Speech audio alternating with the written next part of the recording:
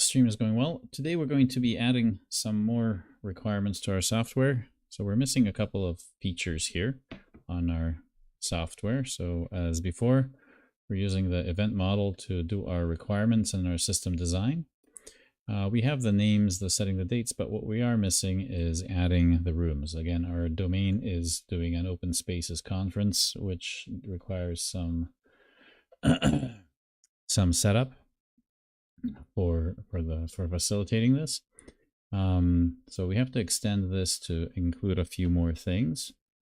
And so we would like to add, oops, I always grabbed the wrong one here. And I always forgot to turn off my notifications. So let's turn those off.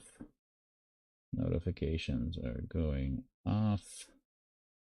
We're done with that.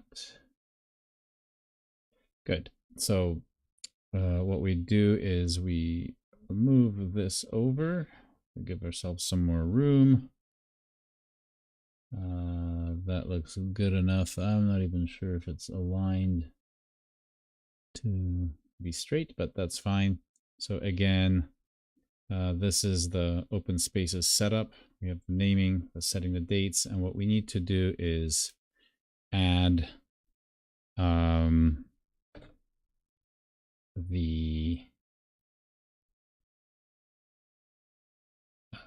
the adding rooms. So we need to add the rooms. We have the date set, and then after that, so adding rooms. So when we do an open spaces, we need to make sure to provide space for talking about all the different things. So let's give ourselves some more space as well here. So we have the setup, we have topic suggestion, and of course at the other side of the topic suggestion we will have the schedule creation, right? So once everyone has suggested their topics, we need to then do that. So we have this moving over here. So we want to add rooms. We want to move this over here. There's a very odd arrow, the way it rendered, but that's fine. Adding rooms. After adding rooms, we want to create the time slots for the conference. Oops, pasted it with the keyboard. Just move it over like so.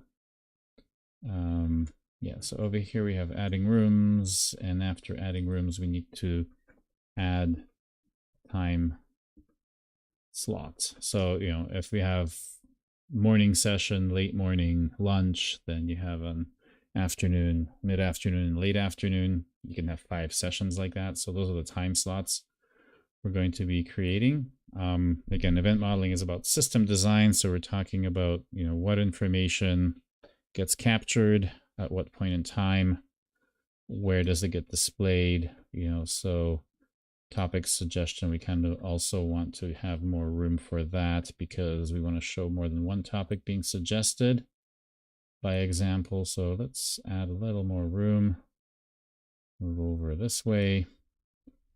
Let's make sure that this is over here. Add time slots, add rooms, topic suggestions. We definitely want more room here. Let's just zoom in a bit so we can grab something and move it all over. Okay, so schedule creation is there.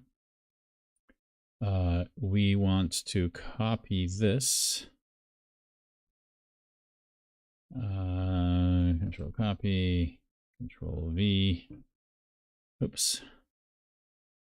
So a second topic that we might suggest would be, let's just say, legacy code migration using event modeling. Okay, and this time I'm going to be presenting on that. So talk, I'm going to be talking about that. And here we want to be talking about legacy. Again, this is for making sure we're information complete. So legacy, oops, misspelled that there. Legacy, and of course it's not a suggestion. We said that this was a talk. We have this as a talk. Okay, and then we have current sessions, so just another. So obviously here we would have the same slice repeated. Let's again give ourselves some more room. So move that over, put that here. So now there's really no arguments as to, you know, how this is supposed to work and why things look like the way they do. So I want to get into some specifications of some tests for scenarios because we do have some data variance already. So I forgot what I was going to do with that, but okay. So obviously after we suggest that, we need to add this here. So we will duplicate this entire row and move that down here. And this is going to be a talk. This is going to be a, this would be legacy code migration.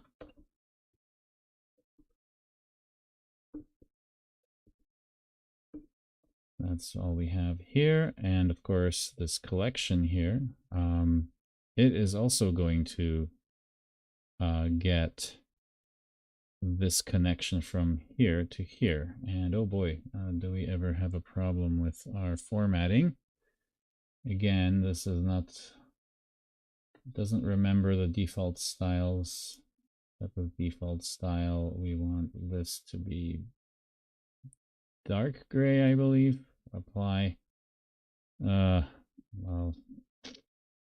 dark gray doesn't really do it justice. Oh, I see. This is this has to move to the front. So that's somehow sitting in the back. I think it gets put at the same level as this element. So arrange send to front.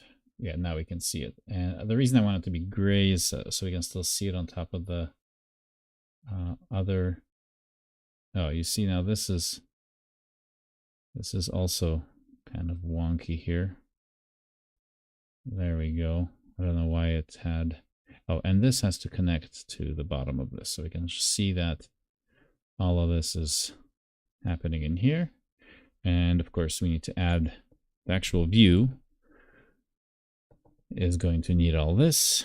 Now, I guess we'll include the comma. Go copy, do that. Have the same date. Add them to, oh, we didn't put the type in, so that was a suggestion. Here the type is going to be talk, and this wasn't generating, this was going to be legacy code. Perfect. That's good. Let's give it a little more room here. That looks good. This still looks, I don't like the way this is connected. I'm just going to get rid of that arrow and start from scratch here to connect it properly. That looks better, but again, we got our problem here. Obviously, that has to be to front. The style has to be this dark gray. I think that's dark gray. Apply, and we can see it. Okay. So this hopefully makes sense because now you can see that it's the same view called topics that now looks a little bit different. It's got more, this is suggestion. And we have ourselves a little bit of new function, well, not new functionality. We have, you know, showing this as actually being able to accumulate all these things. And of course, we need to add that here too. So let's do that. Control copy, control paste, and just move it up here. Good. And let's reconnect this guy down to here. Good. So now the event model looks good. So we have this already works, so it's done. My stuff is actually these areas here. It says Manuel did this. Oh, and I did this, and it's actually finished. So let's upgrade that to done. We color coded as well, and some of this stuff obviously can be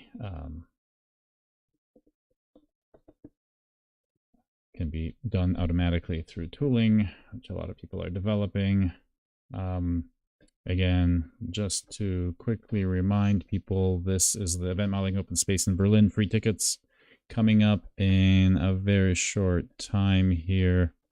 Where's my okay agenda? Here we go. Right, so we got 8 days left. Got the full workshop on a Thursday, paid workshop, but we have a whole Friday free open space, and we're going to be using this software that we're writing here, hopefully, to actually arrange it. So anyway, look forward to that. So organizers can set stuff up, participants can suggest topics, and this is how the whole thing works. What I did as well off camera, I think, earlier today, was arrange the code. So you can see these events get stored here. So those yellow boxes, you can actually see the files as they get serialized, they get put in here. Okay, so what I did in this app, JS, open to the side, is, let's get rid of the style or the format for now, is as you're going through naming, everything to do with name, this is our like boilerplate, like setup node to work, express for the views, blah, blah, blah, boring stuff. Here we have everything to do with event sourcing. So get all the events from here, write an event only if it doesn't exist already, because we had some problems with pages posting information again. So just got rid of that by not writing a file if something with that ID already exists. That was easy to do. A lot of the stuff just overwrites previous things, so we just get the last event to see what that is, and we can actually show that as a given when then specification in the event model, if you like. So this is all of the event sourcing kind of boilerplate, and then we get to the interesting stuff. This is where we have the actual events being added. So we have open the naming event here, and then we set the date range, and then we submit topics, right? But we're not complete here. We have some more to add, obviously, in here to add the rooms and the time slots, and then the suggestions. So that's really hopefully clear to people. The other thing that I wanted to mention is that I did change the order of the code here in terms of the actual routes. So by default, you get to create the space by default. So, getting to the create space page is the first thing, which would be that. And then over here, when you actually click on the blue button to submit here the name of your open space event, this is where you actually come in to submit to the post. The only thing we really do is check if it's blank. We just don't want to store something if you forgot to type something in. So our only validation for business logic here is just don't put a blank in. We'll add more business logic as we go. This is the basic thing that can work. We want to have a proof of concept event model to code to teach with, and of course we'll add more components to this as we break into multi-tenancy and security and all the good things you want out of a full-fledged app that's exposed to the public, etc. But for now, the blue box sits here, right? We can really put in comments or something that links these things together to show how this maps over. And then, of course, we write the event to disk that this actually happened right here, right? We kind of create the event over here in this line, right? We're creating that, and we know what that looks like here. And yeah, so we have that as a separate thing. We could have just put these, maybe I'll just bring those back in. These events are sitting here as separate files, but honestly, to make a good project to easily walk through things, I kind of want to inline those. They're kind of dumb anyway. They have very few fields.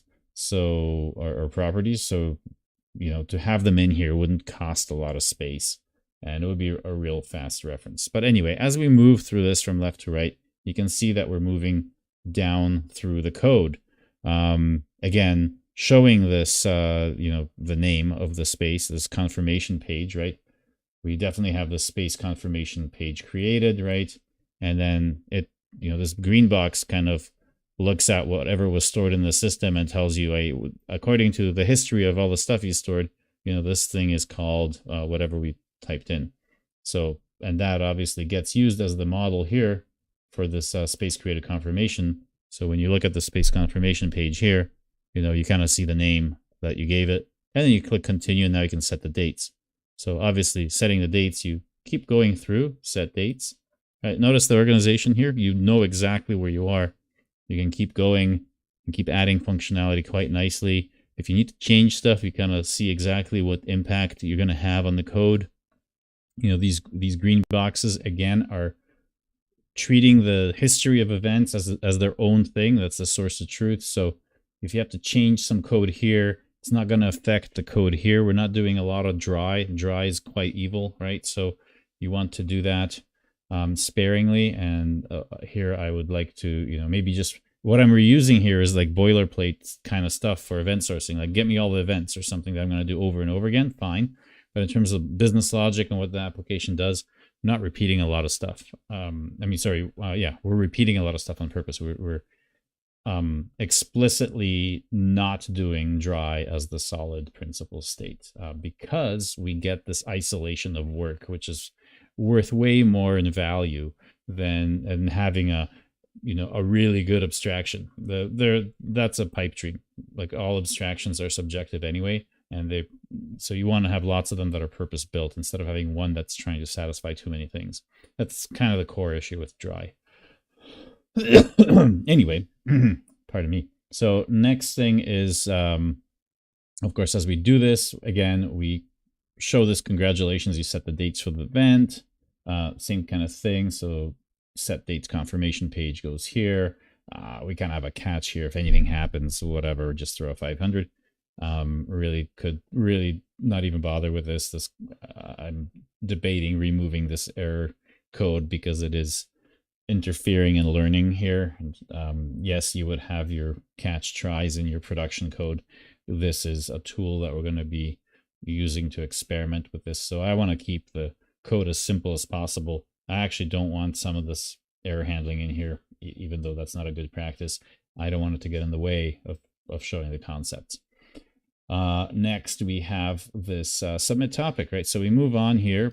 We're missing some functionality. We'll add that in a bit. And then we move on to this. So again, instead of a confirmation page, we saw that has a bit of a different field. You can suggest another. It's kind of the end of our workflow for now.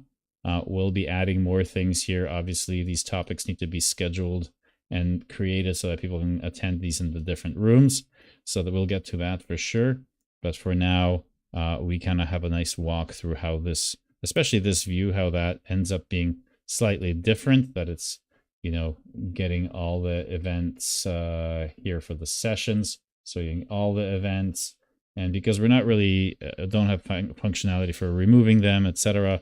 For now, we're just grabbing all of them and we're just mapping that to whatever these lines look like. So we're parsing that out. And again, you can see that the workflow, for the most part, follows the arrows, how they move through here. And of course, the organizers and the subject, the participants can both see these lists of what was suggested so far. So that's why this is repeated in the second row here, because the top row is the organizers and the facilitators, what they see on their screens, and the bottom row here is really for the participants. So they don't really set anything up. They really just, have your session proposal and all that. And of course, what we didn't have at Como Camp is voting for the actual talks. There's enough room to have everyone get together, which was really nice, but that's not the reality for a lot. So we actually want to add another piece here. And this one we kind of want to have sitting beforehand here. And this is a short time that's in between the topic suggestion and the actual schedule creation, and that's voting for topics. So participants can, you know, click on, I don't know, depending on what your settings are, you know, we might have that as part of the setup. You can vote for, you know, your favorite session, and, you know, based on the votes, we do that. And to make it a little bit, because sometimes almost everyone that attends is adding a topic they want to talk about. So you want to give people 5 voting tokens so they can pick their top 5 things they want to see, and that allows you to have a better judgment of like which talks rank higher or lower. Because if you only had 1 vote, there's a chance that you're going to have a whole bunch of talks with you know, with no votes, yet they were interesting, but people kind of had to make a choice because they only had 1 token. So we want to have this voting for topics really thought out well. And so let's go in here. I'm talking a bit fast today. I got lots of stuff to do. So I'm hoping tomorrow's session's not going to be as hectic, but yeah, there we go. Oh, I see. If anything goes up here, it starts to draw another page. It's really confused me for a bit there, thinking that I had coordinates going wrong. So the minute you have negative coordinates for any items in Draw.io, it seems to throw in another background, which is good, but it just threw me off. I thought everything was moved somewhere. So yeah, we haven't modeled this yet. So let's model quickly, you know, these adding rooms, right? So just like voting for topics, I think you can add multiple rooms. So we can just say add room, click, or whatever. I mean, we could easily just have one text field and type in the names of the rooms separated by commas, and that'll kind of do it.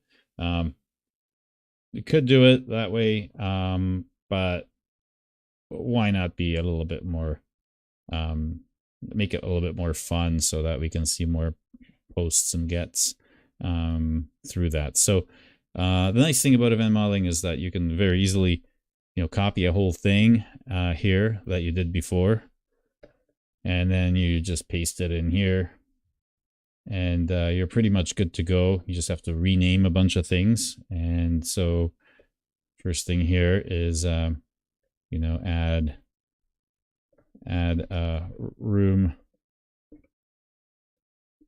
to your event. And the other, oh, it's interesting. What do I have that for? Is there a problem with what yeah, what is this G? Ah. Adam is done. Adam's done. Setting dates. Adam done. I don't know how I mistyped this.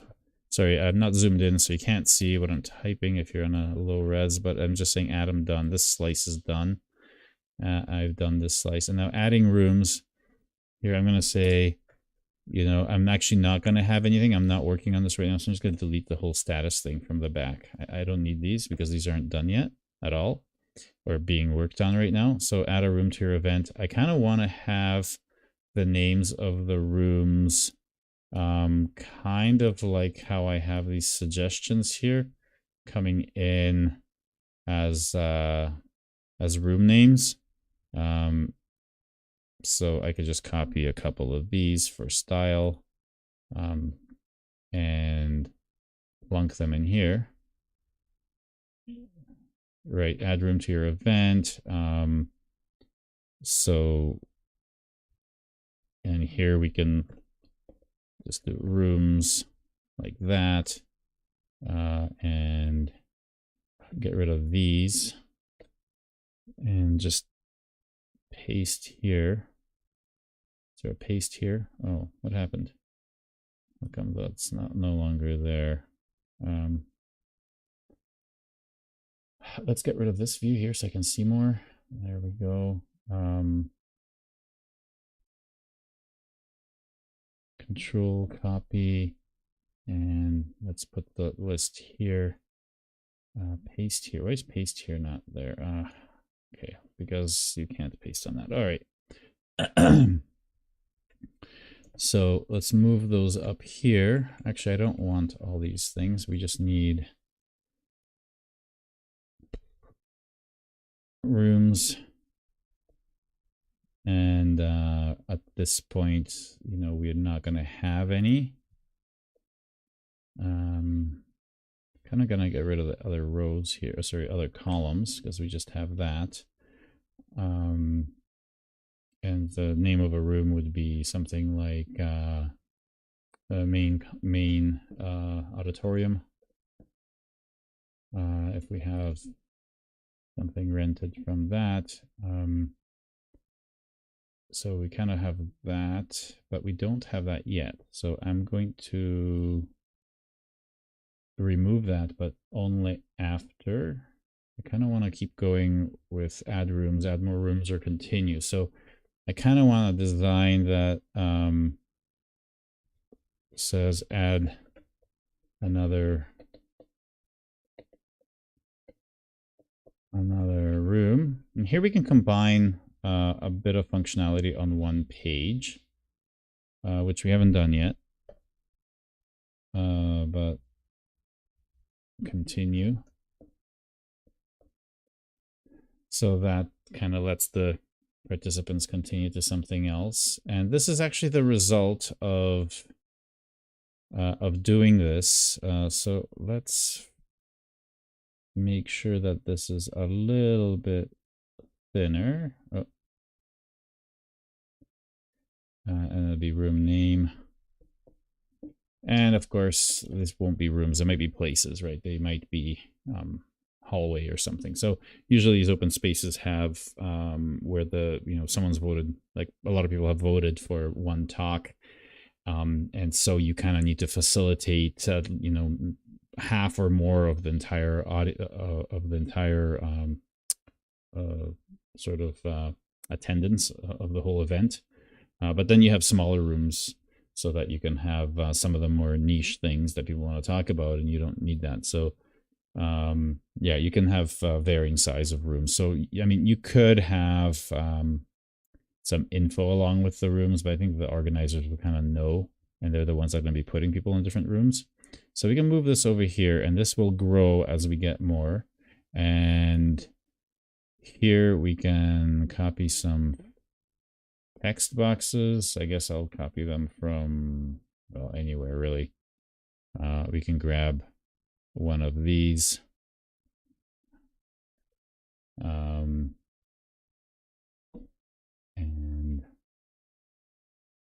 I don't know if add another room is good. Let's think about the UI. Add this room, in other words. We just add, we're in rooms, so it's fine to just have that. And then, oops. And then we have a field here, right, that we're adding. We can move it to be closer, and then of course make that here. And I guess they could kind of live underneath, so you understand you're adding these rooms under here. Let's do that and put it here. And the add button doesn't need to be as large. And so it's kind of in line with this. This is good. And then, yeah, we kind of need a general continue button, but I think this will give us the basic interface to add rooms to our event. Nothing too complicated. And this is kind of like our result view, actually, when we finish this. So we can get rid of that. And this is the result of doing that. As I said, it's not really the final thing here. This is the final thing here. So we really don't want to, and first of all, these don't need to be that large, right? So they should be okay like this. I really did a nasty job here of formatting here. Oh, right, I remember I did the style here. Where I added all this unnecessary space in between 7 points top, right? So get rid of that. I think same thing here. Just get rid of that. And so, yeah, let's get rid of these and copy these. Oops. These, copy these, paste these, oops. Let's move them over. Okay, so that's the addition of that. And now we can make these a little bit more reasonable in size. There we go. And up it goes here. And so same with this, it goes up here. That looks bad. Why is that snapping like that? Okay, that's good. Just leave it like that. So there's nothing here yet. You know, we have this intermediate step where we're actually filling this out. And yeah, we're going to have some spacing issues, but whatever. So we copy this and we put this in here. And here we, is there something else added here now? No. Okay, so add this main auditorium. And just for fun, I'm going to make this a little bit smaller so we can see things being typed in, and things that are activated. I generally want to have as blue, especially when it's input. So if this is input, we definitely have this as a blue. No, I don't like that. How do we, let's just copy the style from these guys. This is kind of what we did. Copy style, and then here we want, oh, why is it not allowing paste style? Okay, it's one at a time. And for some reason, the text is black. Crazy. Or white, I mean, it has to be black. And yes, I should have known that it was going to change the font size. I think it's just easier to pick the color from here. Even though it's a little bit different colored, that's fine. Here we are doing this from the add. And again, this is probably needs to go to the front. Oops, front. That way we can see it. We can sort of see it. I don't know. I'll try to figure out what makes sense to see these things. If we go totally black background, even for the UI. Again, the reason I'm using a black background, a lot of people watch this at night and they're maybe in bed and they don't want light shining in their eyes. They try to use a dark theme. So then, yeah, when we have the information coming back, it's coming back to this. And of course, this has to be to front. And this is ready to add another one. And if we keep hitting on this, that's fine. If we then add another arrow here for moving forward, we'll be able to continue to the add time slots when we're ready to go, right? Again, later we can add a menu so that if you kind of leave this off in the middle, you can go and come back to the right step of this kind of, like, this is a setup wizard, kind of feels like a setup wizard. So here we have add room. And then we have the name of the room. And of course, we're calling this main auditorium.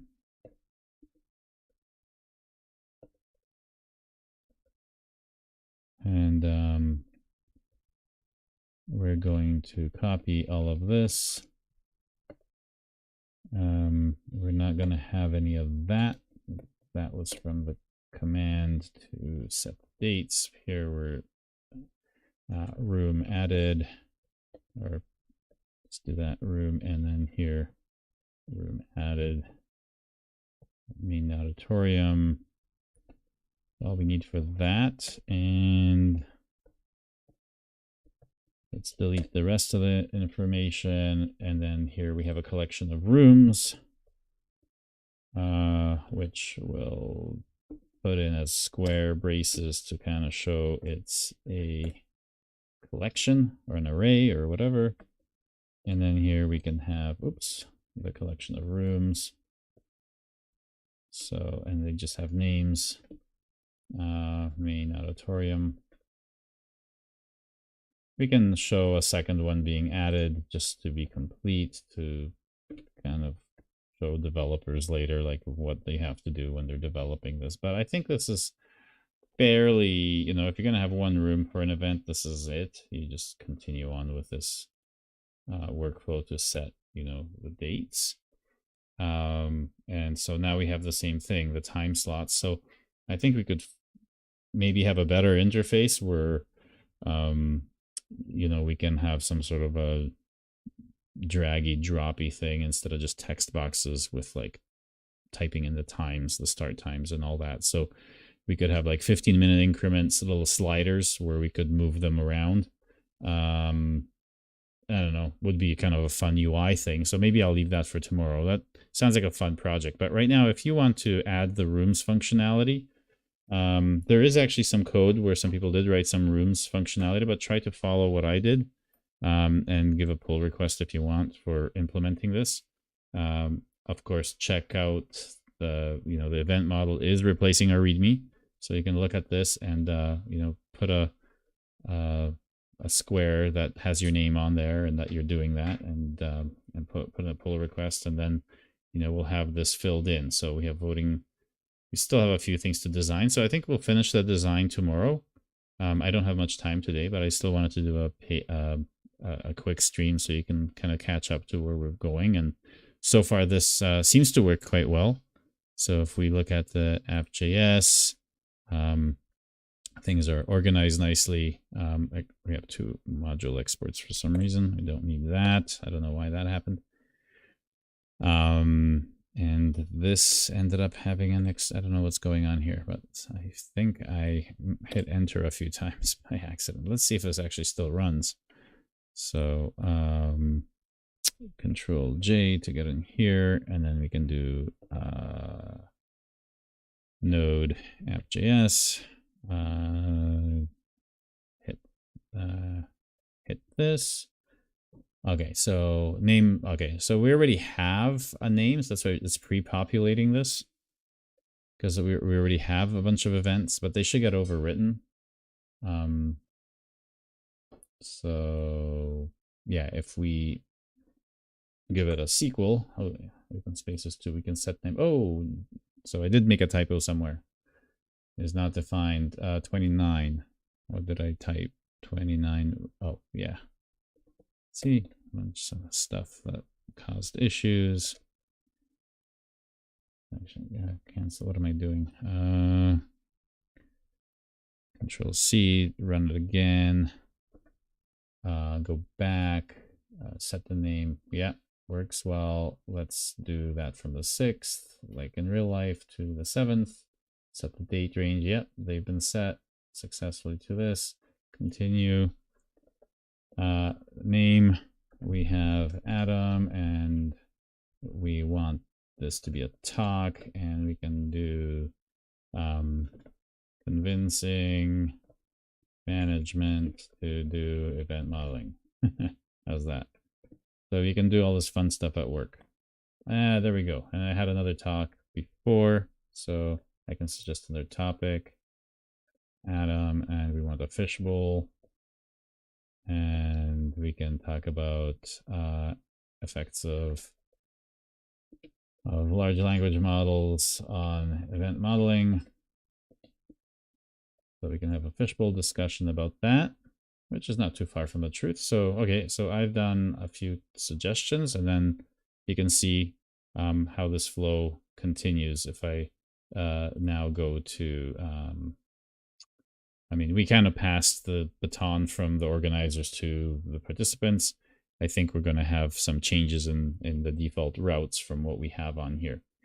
But anyway, I hope this makes sense to you. And again, don't forget about the event. 6th is the paid full-day workshop, June, where I go through all of this, teach you from A to Z, and then June 7th is the Friday, all day, really fun open spaces event, hopefully being arranged by this very software that we're going to be working and using as a guinea pig for testing out a lot of these concepts.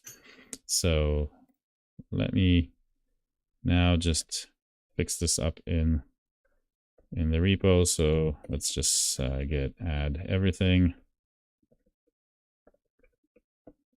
Commit, and I'm not gonna, you know what? I want to tease these apart because app.js is really fixing. So I want to git restore this, but not in piecemeal. I'm going to do this like that. So we are just, oh, restore staged, of course.